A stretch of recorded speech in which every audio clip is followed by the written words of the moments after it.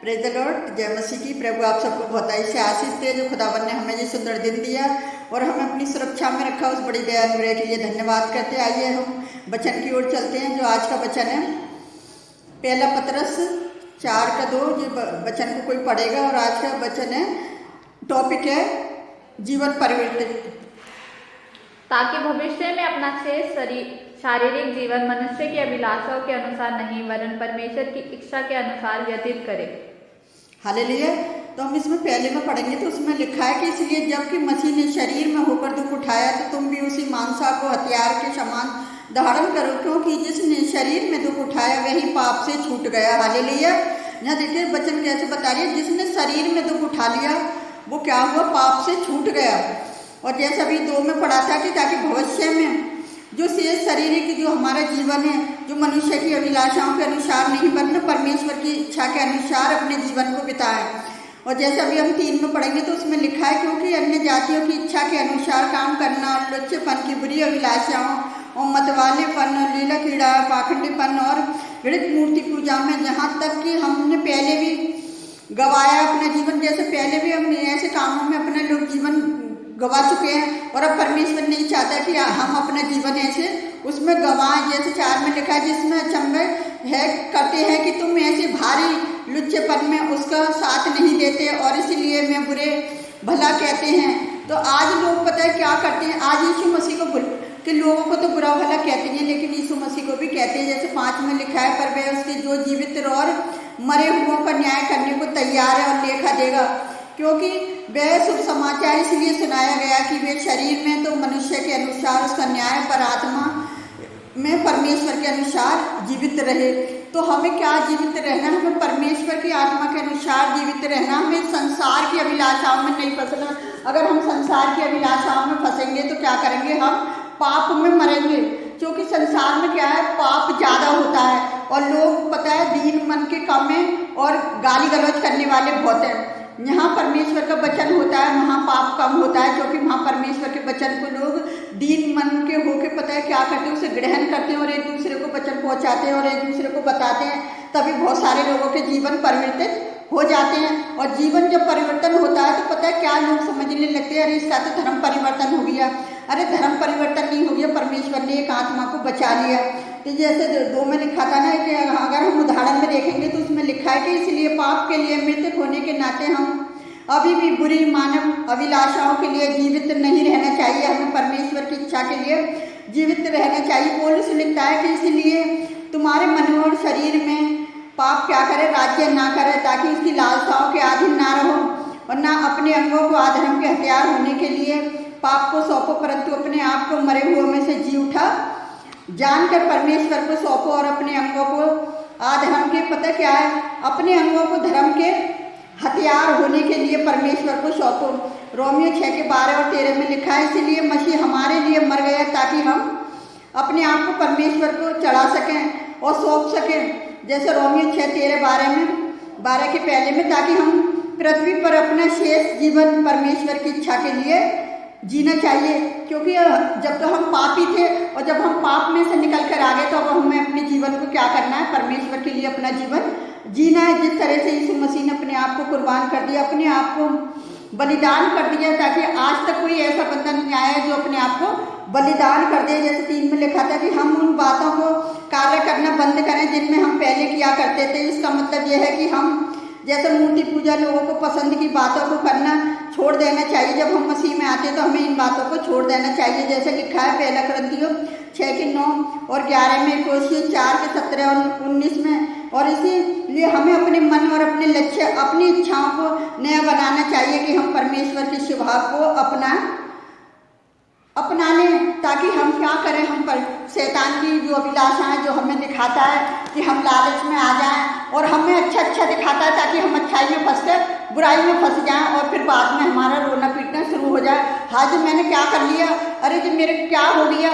जब परमेश्वर हमें दिखाता है तो हम परमेश्वर के वचनों को पता है क्या करते हैं, तुच्छ समझ लेते हैं, परमेश्वर के लोगों को तुच्छ समझ लेते हैं। लेकिन वचन बताता है कि जो परमेश्वर को और के लोगों को तुच्छ समझता है वो परमेश्वर को तुच्छ समझता है और वो उसकी परमेश्वर की आज्ञाओं को नहीं मानता। जो परमेश्वर की आज्ञाओं को मानता है उन्हें कहता है वो उसके प्रिय बेटे बेटी हैं। और जब वो उसके मार्ग पर चलते हैं, जब वो उसकी पूरी की आज्ञाओं का पालन करते हैं, चाहे दुख हो, चाहे मुसीबत हो, चाहे मृत्यु हो, चाहे कुछ हो, और वो परमेश्वर के काम में लगे रहते हैं, तो वही उसके सच्चे बेटे बेटियां हैं। और परमेश्वर उन्हें बहुत ऐसे प्यार करता है, और परमेश्वर नहीं चाहता कि मेरा बेटा बेटी कोई भी शैतान के हाथ पड़े। वो हर एक जन को बेचारी में जो फंसे हुए लोग हैं उन्हें बचाना चाहता है, अपने लोगों के द्वारा प्रचार करके उन्हें आगे पहुंचाना चाहता है, ताकि मेरे बेटे बेटी बच जाएं। तो मेरे प्रिय भाई बहनों, हमें क्या करना है कि हमें शैतान के जाल में से निकलकर परमेश्वर की ओर जाएंगे, तो पता है क्या है कि हमारा जीवन ही बदल जाएगा। जब हमारा जीवन बदलेगा तभी हम दूसरों की सेवा कर पाएंगे। अगर हमारा जीवन नहीं बदलेगा, हमारे जीवन में खोटे, तो हम आगे जीवन के लोगों के कहते हैं ना, वचन में लिखा है कि पहले तो अपनी आँख का तिनका निकाल, बाद में दूसरे का निकालना।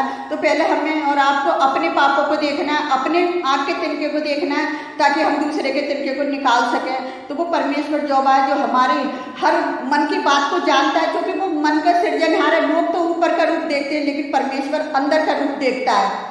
ये कहते हैं ना कि मतलब वचन में लिखा है कि सुंदरता तो व्यर्थ है। जैसे बहुत सारे लोग दिखावे के लिए इतना सब कुछ कर लेते हैं कि लोग मुझे देख के प्रसन्न हो जाएं, लोग मुझे देखें मैं कितना अच्छा कपड़ा पहने हूँ, मैं कितना अच्छा लग रहा हूँ। लेकिन हमारा जो परमेश्वर है वो हमारे अंदर के रूप को देखता है, ताकि वो हमें इसीलिए पाप से बचाना चाहता है। कहता है कि अपने आप को परमेश्वर को सौंप दो, वो तुम जो मांगो तुम्हारे लिए हो जाएगा। क्योंकि उसकी इच्छा यही है कि जब हम परमेश्वर से की इच्छा के अनुसार मांगते तो परमेश्वर हमें देता है। अगर हम परमेश्वर की इच्छा के अनुसार नहीं मांगेंगे तो हमारे लिए सब कुछ व्यर्थ है, क्योंकि वो हमारे मांगने से पहले जानता है कि मेरे बेटे को, मेरी बेटी को किसकी आवश्यकता है। तो इसीलिए हमें ये शैतान की अभिलाषाओं से क्या है, भागना है, और परमेश्वर की आज्ञा को हमें पकड़ना, ताकि हम परमेश्वर के राज्य में प्रवेश कर सकें। और हम पाप को लेकर परमेश्वर के राज्य में कभी भी प्रवेश नहीं कर सकते। तो हम अपने परमेश्वर यहोवा का धन्यवाद करते हैं सुंदर वचन के लिए। तो आइए हम आप सबके लिए प्रार्थना करते हैं, आप भी हमारे साथ मिलकर प्रार्थना करें। हालेलुया,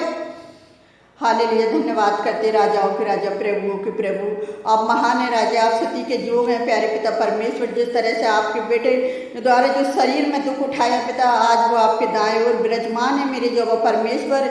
जितने लोग हमारे साथ प्रार्थना में जुड़ते हैं, हम हर एक जन को आपके चरणों में लेकर आते हैं प्यारे पिता परमेश्वर, आपके समीप लेकर आते हैं पिता, आपके सिंहासन के पास लेकर आते हैं प्यारे पिता परमेश्वर। जितने लोग यूट्यूब चैनल पर प्रार्थना करते हैं मेरे खुदावन, हम उन सबको आपके हाथ में देते हैं प्यारे पिता परमेश्वर, जो आपसे सच्चे मन से हृदय से प्रार्थना कर रहे हैं खुदावन। आप सबकी प्रार्थनाओं को सुनना और कबूल करना, उनकी प्रार्थनाएं करना व्यर्थ न जाए इस संसार के लिए पिता, जहाँ संसार के लोगों के लिए आशीष बन जाए जो शैतान की अभिलाषाओं में डूबे हुए हैं मेरे पिता परमेश्वर।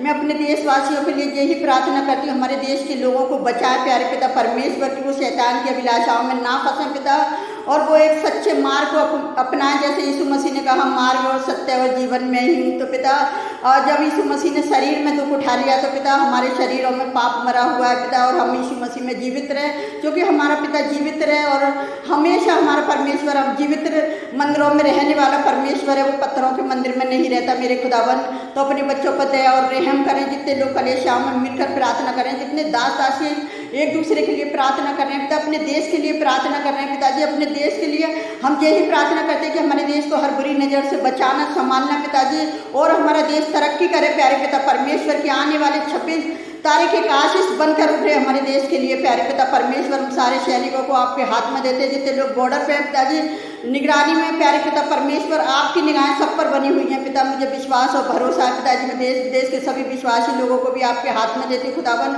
सब पर भी अपनी दया बनाए रखना पिताजी। और मैं अपने देश की तरक्की के लिए, अपने यहाँ दिल्ली शहर के लिए भी प्रार्थना कर रही हूँ प्यारे पिता परमेश्वर, की आपके नाम को महिमा और आदर मिले इस शहर से भी प्यारे पिता परमेश्वर, और सबको हर बुराई से बचा संभाल कर रखना। जितने विश्वासी लोग दिल्ली में प्रार्थना करते हैं खुदावन, उनकी प्रार्थना को सुनना और कबूल करना पिता। अपने देश के प्रधानमंत्री, राष्ट्रपति, सीएम को, अपने देश के प्रशासन को आपके हाथ में देती प्यारे पिता परमेश्वर। जो अपने देश को चलाने वाले लोग हैं प्यारे पिता परमेश्वर, मैं सबको आपके हाथ में देती हूँ। आप सबके रक्षक, सबके सहायक हैं मेरे खुदावन।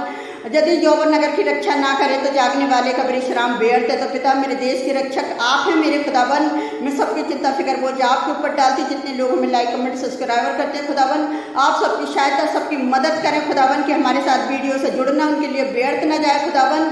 और पिता उन्हें बहुत आशीष दे हैं पिता, जो वचन को फॉलो कर रहे हैं प्यारे पिता परमेश्वर, जो आपके वचन पर चल रहे हैं प्यारे पिता परमेश्वर, उनके घर की हर परेशानी यीशु नासरी के नाम से दूर हो प्यारे पिता परमेश्वर।